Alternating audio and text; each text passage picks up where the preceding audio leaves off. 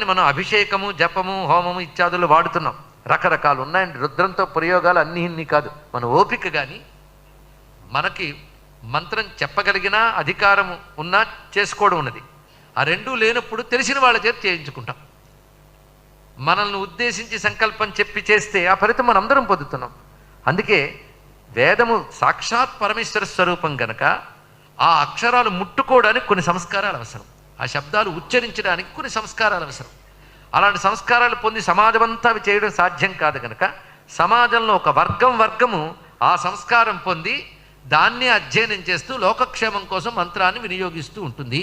ఇందుకు ఏర్పరిచారు పెద్దలు. అంతేగాని వాళ్ళ చేతుల్లోనే దాచిపెట్టేశారు, ఇతరులకు ఇవ్వలేదు అని కాదు. ఎందుకు ఏం చేశారో కొంచెం మనం అర్థం చేసుకోవాలి. అందుకే ద్విజాదులకి దీనికి మంత్రంపై అధికారం ఇచ్చారు. అధికారం అంటే అర్హత అని అర్థం. అందుకని అథారిటీ అనగానే పొగరు అని కాదు ఇక్కడ.